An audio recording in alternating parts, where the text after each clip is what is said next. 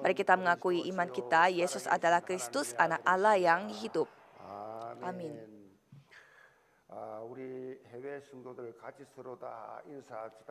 Tolong kasih salam kepada kanan kiri saudara. Jadi kalau untuk jemaat yang masih mengikuti ibadah secara online harus datang ke secara offline. Mari kita memiliki hati yang ingin menyelamatkan jiwa-jiwa. Firman hari ini berjudul Penginjilan Misi 237 tanpa terhalang. Dan kita setiap minggu lagi membahas kitab Roma, dan kitab Roma yang kita akan lihat hari ini adalah bagian terakhir dari kitab Roma. Kalau kita melihat struktur secara keseluruhannya kitab Roma, Rasul Paulus ingin memberi pesan kepada rakyat dan juga jemaat yang ada di gereja Roma. Dan kalau kita melihat di Roma pasal 16 di sana ada salam untuk penutup dan juga ada semacam lagu pujian. Jadi sebelumnya itu ada pesan dari Rasul Paulus yang ingin disampaikan kepada anggota jemaat di gereja Roma. Itu apa? Intisari dari pesan Rasul Paulus adalah penginjilan misi. Jadi kalau kita ingat akan penginjilan misi, penginjilan ke luar negeri, pasti kita ingat akan kisah para rasul. Karena Yesus sebelum naik ke kerajaan sorga, Yesus memberi misi penginjilan misi kepada kita, yaitu tetapi kamu akan menerima kuasa kalau Roh Kudus turun ke atas kamu, dan kamu akan menjadi saksiku di Yerusalem dan di seluruh Yudea dan Samaria dan sampai ke ujung bumi.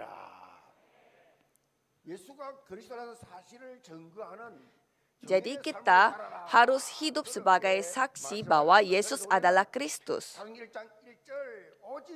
Jadi hanya Kristus dari Kisah Para Rasul 1 ayat 1. Dan hanya kerajaan Allah dari Kisah Para Rasul 1 ayat 3. Dan hanya kepenuhan Roh Kudus dari Kisah Para Rasul 1 ayat 8. Ini harus saudara pegang. Jadi ini adalah intisari dari seluruh kitab 66 buah. Jadi apa isi dari kitab? Apa isi dari Alkitab? Kalau gitu saudara tinggal menjawab seperti demikian. Apa yang disampaikan oleh Alkitab ini adalah Yesus adalah Kristus. Jadi jangan pusing-pusing menjawab, menjelaskan Alkitab. Yesus adalah Kristus. Itu apa maksudnya? Yesus adalah penyelesaian atas segala masalah. Karena sejak kita menjadi anak Tuhan, kita sudah selesai masalahnya. Mengapa kita suka membanding-bandingkan diri kita dengan orang lain? Kenapa kita begitu bergumul dengan persoalan? Ya karena mereka tidak memiliki jawaban atas hidup mereka. Jawaban kita hanya satu, yaitu Yesus sudah menjadi Kristus, sudah selesai semua masalah kita. Jadi kita tinggal pergi maju ke depan dan menyampaikan firman ini kepada orang lain. Ini adalah kemampuan, ini adalah kekuatan. Jadi tidak butuh lagi kita membutuhkan sesuatu yang lain. Jadi ini adalah kemampuan. Jadi kita diberi kemampuan untuk apa? Untuk menyampaikan firman ini kepada orang lain. Jadi kita telah diberi misi supaya kita dapat hidup untuk menyampaikan Yesus menjadi Kristus kepada orang lain. Tetapi kalau kita melihat anggota gereja mula-mula, mereka tidak begitu semangat untuk melaksanakan misi penginjilan tersebut. Oleh karena itu, Tuhan sengaja membuat anggota jemaat gereja mula-mula tersebar kemana-mana. Jadi sejak terjadi insiden kematian Stefanus, begitu banyak anggota jemaat gereja mula-mula, mereka tersebar karena mereka mendapatkan penganiayaan yang begitu besar. Sehingga kecuali rasul, semua orang-orang telah tersebar ke Yudea, Samaria, sampai ke ujung bumi. Jadi kalau kita melihat pada saat itu mereka pada kabur. Jadi mereka tersebar. 하나님의 방법이에요. Jadi itulah cara Tuhan Allah. 평양이 옛날에는요. Kalau kita melihat sejarah di daerah Pyongyang, Pyongyang itu sekarang terlokasi pada Korea Utara. Dan pada saat itu orang-orang beriman semua berkumpul di daerah Pyongyang. Tetapi mereka tidak ada hati untuk menyampaikan Injil ini sampai ke ujung bumi. Sehingga apa yang terjadi? Korea telah menghadapi perang. Sehingga orang-orang yang tadinya ada di daerah Pyongyang pada tersebar kemana-mana. Jadi dengan kata yang lebih gampang, kita harus menghadapi masalah, baru kita bisa mencari Tuhan Allah dan kembali berdoa kepada Tuhan Allah. Jadi sejak saat itu orang-orang yang memiliki firman, mereka mulai menyaksikan Injil itu di mana mereka berada. Pertamanya siapa? Yaitu seorang Filipus. Jadi Filipus itu menyampaikan Injil itu kepada orang Samaria. Padahal dulunya tidak mau orang-orang menyampaikan Injil kepada Samaria.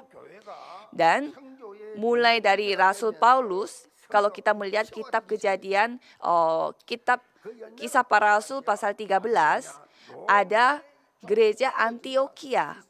Dan mereka, gereja Antioquia, mereka begitu semangat untuk melakukan penginjilan misi sampai ke ujung bumi.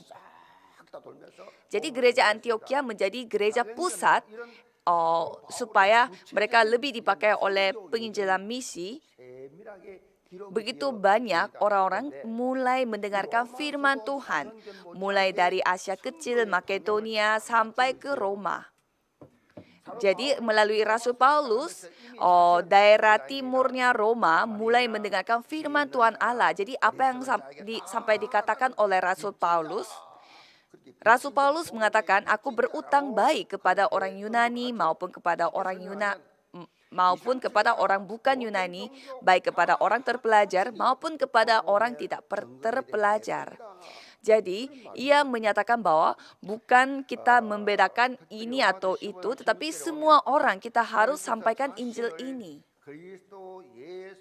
Kalau kita melihat Roma 15 pasal ayat 16, di sana mengatakan, Tuhan Allah telah menjadikan Rasul Paulus sebagai pelayan Kristus bagi bangsa-bangsa, bukan Yahudi, dalam pelayan pemberitaan Injil Allah, supaya bangsa-bangsa bukan Yahudi dapat diterima oleh Allah sebagai persembahan yang berkenan kepadanya, yang disucikan oleh Roh Kudus.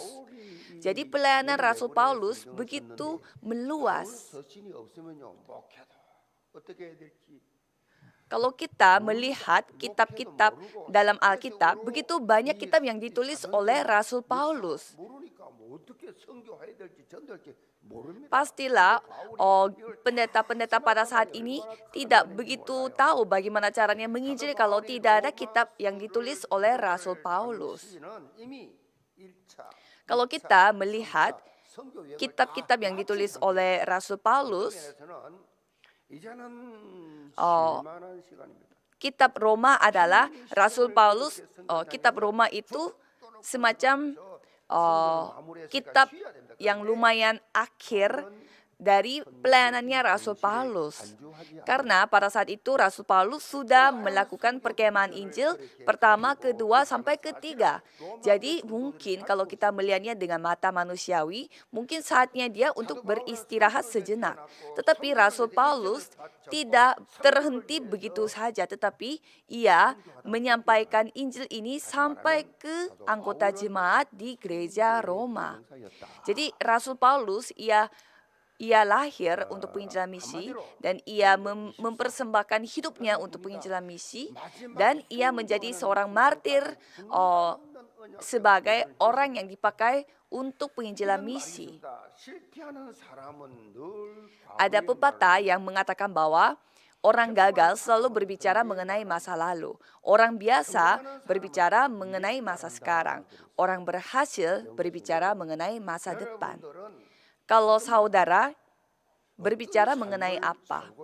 Saudara memiliki hidup seperti apa?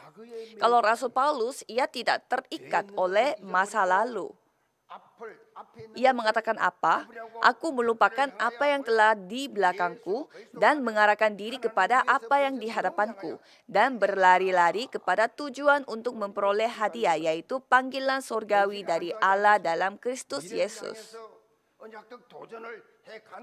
Jadi, ia terus maju ke depan untuk tantang diri dengan memegang perjanjian. Itu baru namanya kehidupan CVDIP.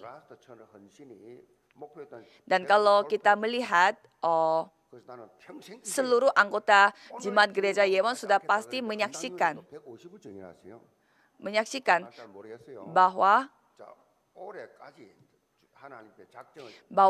kita sudah mencapai tujuan gerakan Las 1000, yaitu persembahan pembangunan gedung gereja. Jadi kalau pasti banyak sekali anggota Jemaat Gereja Yewon, mereka janji untuk memberi persembahan, tetapi mereka merasa sangat terbeban. Ada juga orang-orang yang kabur karena mereka tidak sanggup untuk menepati janji mereka untuk memberi persembahan. Jadi, jangan saudara seperti itu, tetapi berdoalah kepada Tuhan Allah supaya Tuhan memberi iman supaya saudara bisa dipakai oleh Tuhan Allah dan diberi berkat finansial supaya apa yang saudara janji di hadapan Tuhan Allah dapat dilaksanakan. Dan apalagi pada saat ini, kita kembali menjalankan kemah Injil ke luar negeri. Tadinya kita itu tidak bisa melakukannya karena pandemi COVID-19, tetapi sekarang kita sudah mulai dengan negara pertamanya adalah Filipina. Jadi kita akan mengunjungi daerah Mindoro dan Palawan.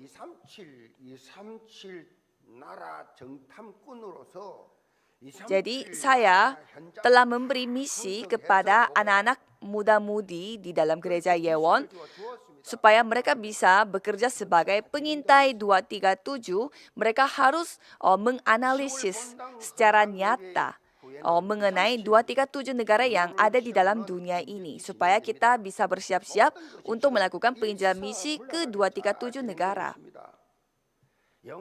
Dan pada bulan Oktober, kami akan melakukan pelantikan penatua yang akan membantu penginjilan 237 negara.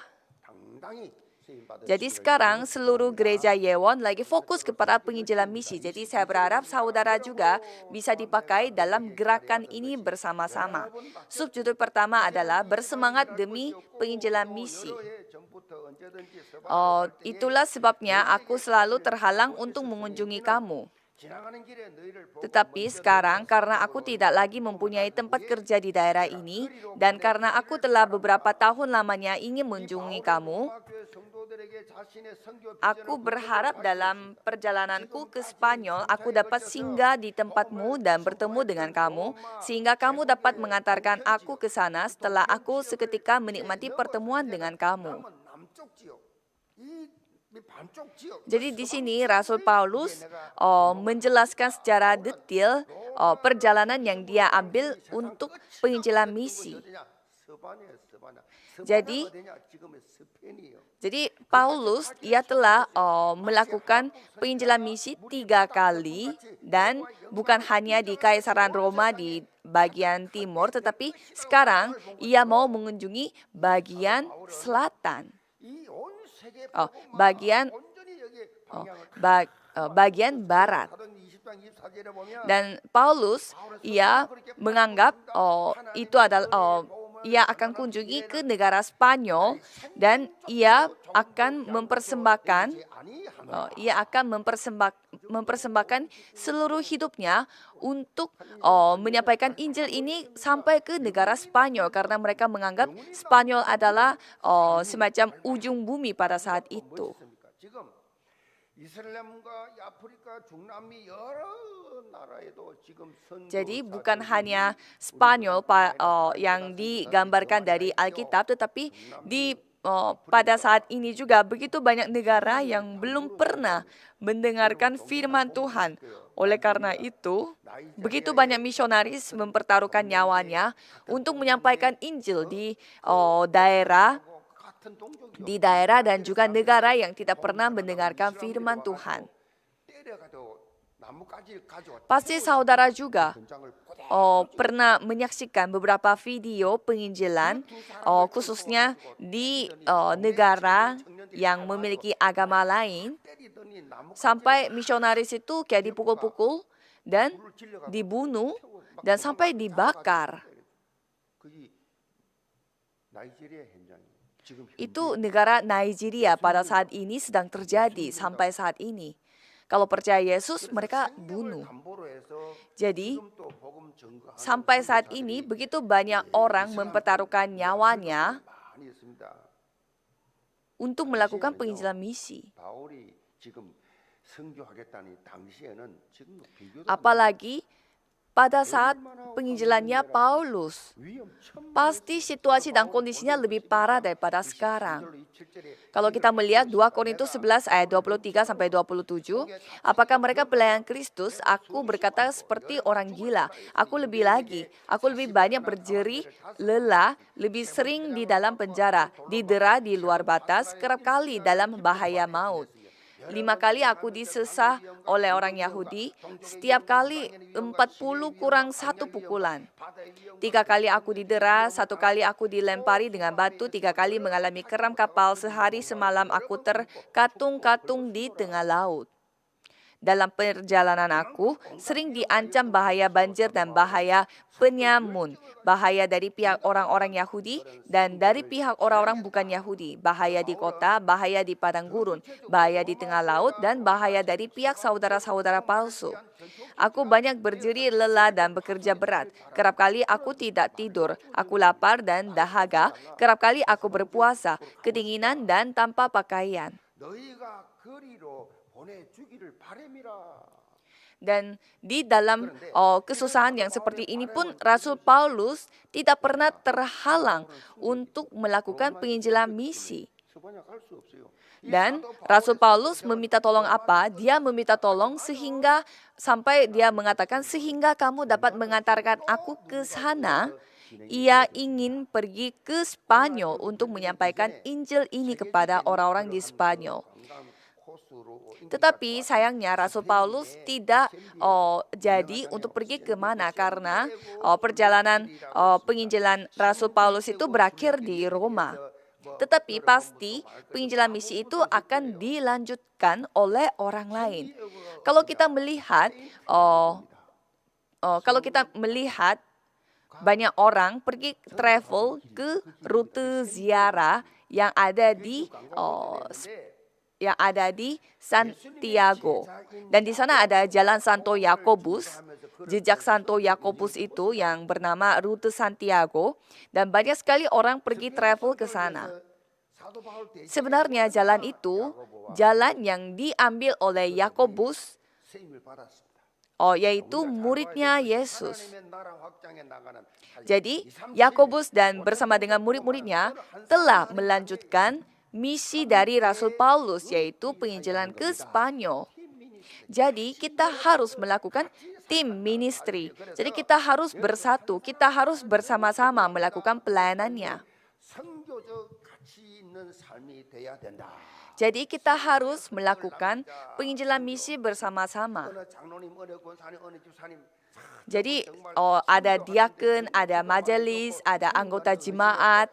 Jadi kita semuanya mereka bersama-sama. 교회를 이렇게 옮기면서 가장 신만한 고정찬 장로님 그 당시입니다. Jadi kalau saya melihat, 아까 30년 전입니다. saya melihat sejarah kita juga 30 tahun yang lalu, seorang penatua, ia telah 미국으로 가버렸어요. menjual segala yang dia miliki, rumah, harta benda, semuanya. Ia telah menjual segalanya. Dan saya masih ingat pada saat itu sekitar 미국 가버렸어요, 가족들. sekitar 10 miliar ia memberi sebagai persembahan untuk gereja kami. Dan ia pergi ke 와서 한 달 만에 거주고 Amerika Serikat. 교회는 3년 됐고 그 장로라가 없어서 한 분밖에 없어서 그분이 Jadi pada saat itu kami hanya memiliki satu orang penatua. 장로님이 그러면 거주인지 하지 나는 일찍 안 쓰면 Tetapi 모여가지고 seorang penatua itu, dia ujungnya pergi ke Amerika Serikat. Dan setelah gereja Yewon sudah berumur 3 tahun dan 어디냐 말라위스는 말라위 berumur 선교사를 berumur 3 tahun, gereja Yewon mulai membangun gedung gereja, dan itu juga telah dipimpin oleh seorang penatua yang baru bergereja di tempat kami 1 tahun. 마지막 와이프 그 부인 권사님은 천국 가시고 Jadi sekarang penatua itu ada di mana? 있으면서 Dia lagi di negara Malawi. Malawi itu katanya negara yang paling miskin di dunia ini. Dan dia sekarang menjadi seorang anggota jemaat yang menjadi misionaris juga. 그 중심이 어떤 중심입니까? Jadi itu hatinya seperti apa? Apakah mereka melakukan persembahan atau mereka melakukan pelayanan karena mereka memiliki jabatan? Bukan, malah mereka memberi segalanya tanpa menghiraukan jabatan atau tidak. 와서 관리하고 있어요. Mereka benar-benar mempertaruhkan semuanya. 너무 행복하다는 겁니다. 그 열악한 환경 가운데. Jadi saya mendengarkan kabar dari penatua itu. Katanya dia tinggal di Malawi pun tidak masalah dan dia begitu bahagia melakukan pelayanan di sana. 확인한 그분 평생 저는 잊지 못해요. Jadi seumur hidup saya tidak bisa melupakan. Jadi saya tidak bisa melupakan penatua itu. Penatua itu sampai sekarang ada di dalam hati saya dan membuat saya meneteskan air mata. Jadi saya berharap saudara pun berdoa untuk pelayanan tim bersama-sama. Dan kalau kita melihat ayat 25 dan 27, tetapi sekarang aku sedang dalam perjalanan ke Yerusalem untuk mengantarkan bantuan kepada orang-orang kudus. Sebab Makedonia dan Akhaya telah mengambil keputusan untuk menyumbangkan sesuatu kepada orang-orang miskin di antara orang-orang kudus di Yerusalem. Keputusan itu memang telah mereka ambil, tetapi itu adalah kewajiban mereka. Sebab jika bangsa-bangsa lain telah beroleh bagian dalam harta rohani orang Yahudi, maka wajiblah juga bangsa-bangsa lain itu melayani orang Yahudi dengan harta duniawi mereka. 당시에 이 예루살렘에 큰 기근이 왔습니다. 엄청 흉년이 왔어요. Jadi latar belakang pada saat itu, Yerusalem itu mengalami kemiskinan yang begitu besar. Dan di dalam gereja, begitu banyak orang-orang Yahudi yang mengalami kemiskinan yang sangat serius. Dan Paulus melakukan pelayanan untuk membantu mereka, dan mereka mau memakai persembahan yang telah dikumpulkan oleh orang-orang anggota jemaat dari negara lain. Dan pada saat itu, orang-orang tidak bisa bersatu kalau tidak dari satu bangsa dan satu suku. Mereka memiliki kesalahpahaman mengenai satu suku dengan suku yang lain. Tetapi melalui kejadian itu, mereka menjadi saling membantu. Dan melalui insiden tersebut, orang-orang yang tadinya memiliki kesalahpahaman terhadap suku lain, mereka jadinya memahami satu dengan yang lain dan bersatu. Dan kita juga berutang pada orang luar. Siapa itu? Yaitu misionaris dari luar negeri. Karena kedatangan misionaris luar negeri, sampai saat ini kita bisa mendengarkan firman ini di dalam negara Korea Selatan. Apalagi di dalam pelayanan begitu penting, yaitu bantuan finansial. Jadi seorang teolog yang mengatakan bahwa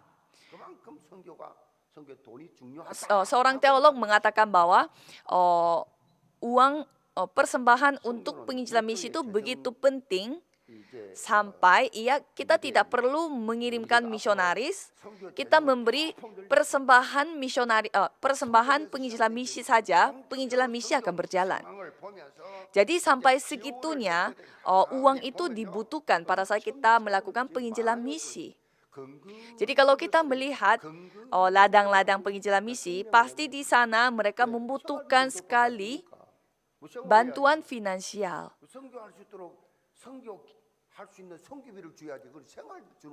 Karena kalau kita memberi persembahan misi kepada mereka, paling itu adalah uang untuk hidupnya mereka, bukan untuk uang untuk melakukan pelayanan.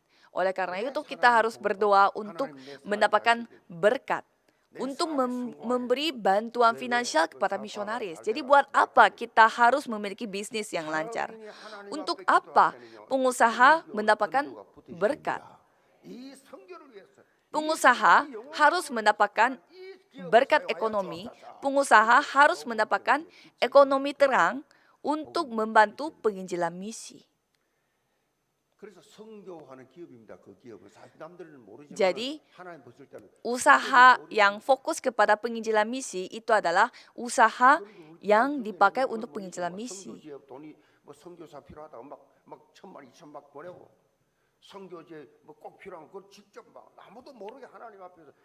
Jadi sama seperti itu, kita tidak tahu bagaimana caranya. Kita tidak tahu betapa banyak orang yang melakukan penginjilan yang begitu memberi persembahan penginjilan misi tanpa terlihat di mata. Tolong ikuti saya. Investasi kepada penginjilan adalah investasi yang kekal.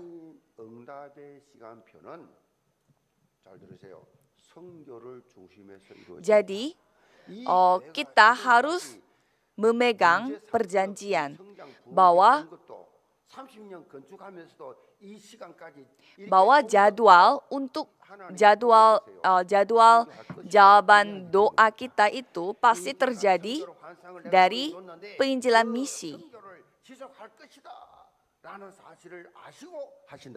Jadi, saudara harus mengetahui bahwa penginjilan misi itu adalah sumber berkat. Apalagi negara-negara yang memegang perjanjian penginjilan misi, mereka akan diberkati. Coba kita melihat abad ke-19. Inggris, mereka yang paling aktif dalam penginjilan misi untuk seluruh dunia. Dan apa yang terjadi? Inggris, Eropa menjadi negara yang dipanggil sebagai negara yang tidak pernah mataharinya terbenam. Dan pada abad ke-20, Amerika Serikat telah mendapatkan baton dari Inggris itu, dan negara Amerika Serikat menjadi negara yang paling aktif dalam penginjilan misi. Dan sekarang ada satu negara yang menjadi negara yang paling aktif dalam penginjilan misi setelah Amerika Serikat. Itu negara apa? Yaitu Korea Selatan.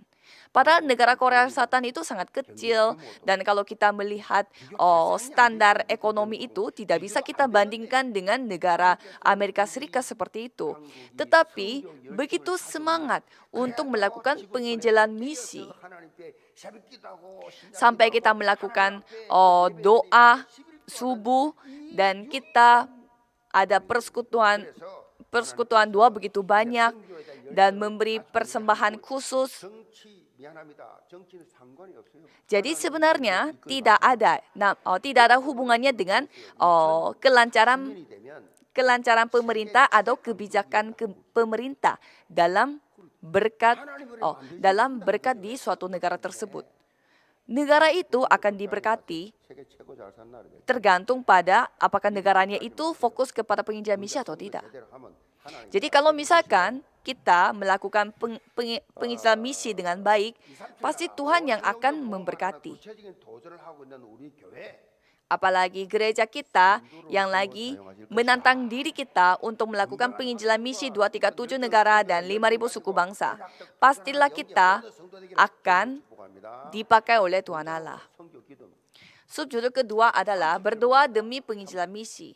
Kalau kita melihat ayat 30 sampai 32, tetapi demi Kristus Tuhan kita dan demi kasih Roh, aku menasihatkan kamu saudara-saudara untuk bergumul bersama-sama dengan aku dalam doa kepada Allah untuk aku, supaya aku terpelihara dari orang-orang yang tidak taat di Yudea, dan supaya pelayananku untuk Yerusalem disambut dengan baik oleh orang-orang kudus di sana, agar aku yang dengan sukacita datang kepadamu oleh kehendak Allah, beroleh kesegaran bersama-sama dengan kamu.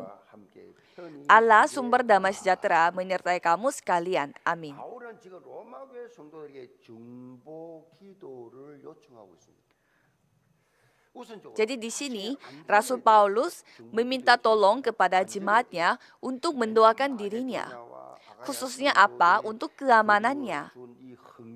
Karena Rasul Paulus membawa persembahan yang telah diberi oleh anggota jemaat dari Makedonia dan juga Akaya. Oleh karena itu, dalam perjalanan menuju ke Yerusalem itu sangatlah berbahaya karena begitu banyak pencuri dan juga perampok yang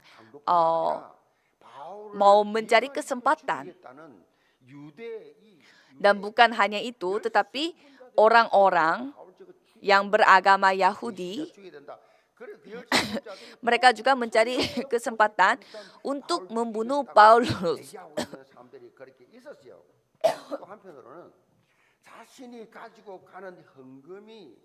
Sehingga Rasul Paulus berdoa dan juga meminta doa kepada anggota jemaatnya supaya persembahan yang dia bawa itu bisa menjadi anugerah bagi orang lain.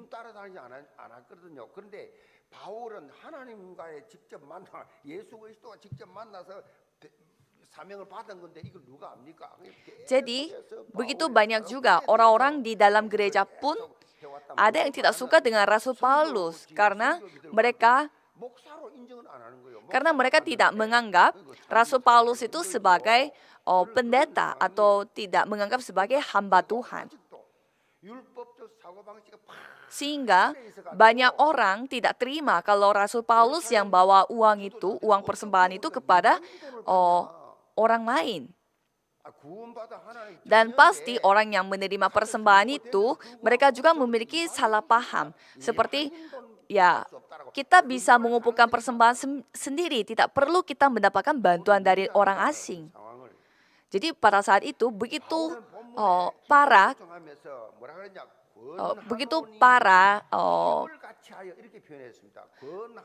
para kondisi yang membeda-bedakan suku dan juga bangsa.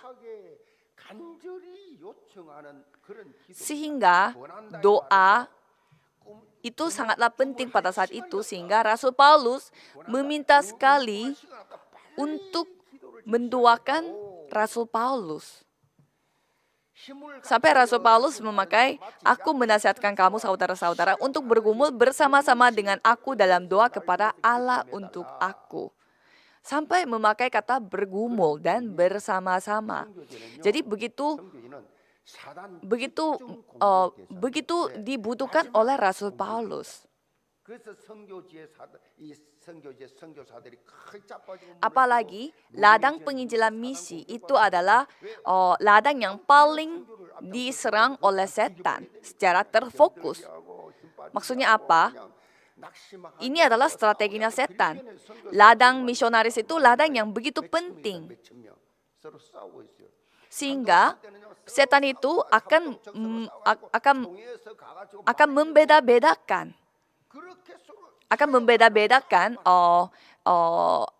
Orang-orang yang beriman supaya mereka tidak bisa bersatu.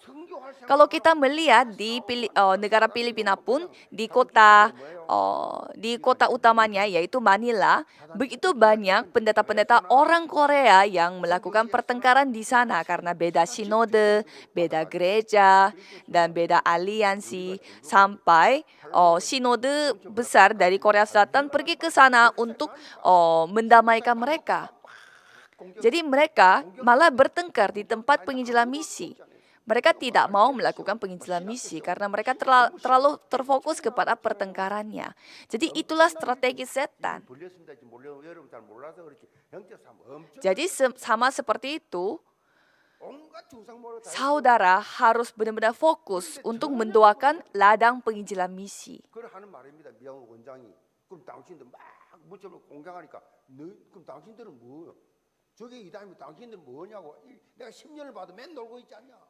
Jadi sampai kita disebut sebagai ajaran sesat oleh gereja lain. Karena semuanya kita membicarakan Yesus. 안 되는 것도 영적 문제 모르니까 우상숭배 Jadi semua kita membicarakan Yesus, tetapi kita malah bertengkar. Dan orang-orang Filipina malah tidak suka dengan gereja Korea. Karena mereka juga memiliki latar belakang agama Katolik sehingga mereka tahu Yesus. Jadi mereka melihat gereja Korea, mereka juga bahas Yesus, tetapi malah mereka bertengkar. 분명히 알고 하는 사람 그거 받는데 하나님께서는요. 이 한 사람의 기도에도 응답하십니다.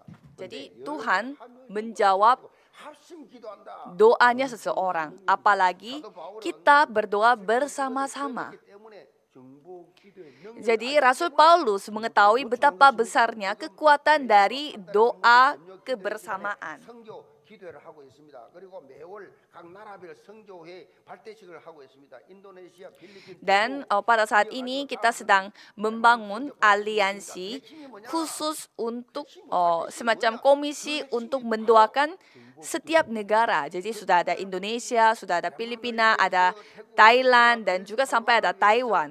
Jadi buat apa kita membangun 정보 기도하자. tim doa, semacam komisi khusus untuk negara itu? Untuk apa kita bangun tim-tim seperti itu? Supaya kita bisa melakukan pertempuran rohani bersama-sama. Jadi doa kebersamaan, doa bersama adalah doa semacam serangan yang begitu besar pada saat pertempuran rohani. Kalau kita melihat peperangan, biasanya pada prajurit mereka tidak menyerang satu persatu. Pertamanya kita pakai misil, kita pakai bom terlebih dahulu dan menghancurkan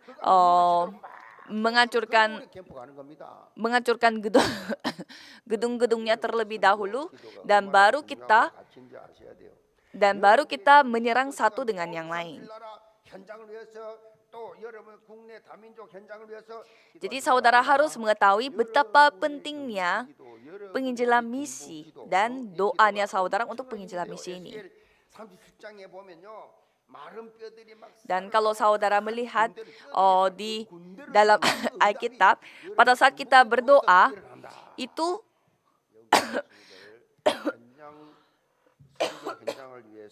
pada saat kita berdoa, semua pasukan malaikat terbentuk dan pertempuran rohani dapat dilakukan. Jadi saya memberkati saudara sekalian supaya saudara bisa memiliki menerima kekuatan surgawi untuk fokus berdoa untuk ladang-ladang penginjilan misi.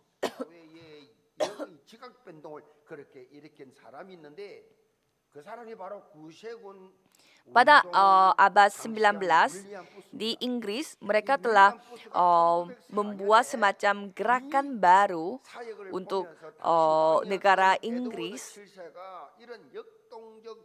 yaitu membantu saudara-saudari dan juga tetangga-tetangga untuk melakukan penginjilan.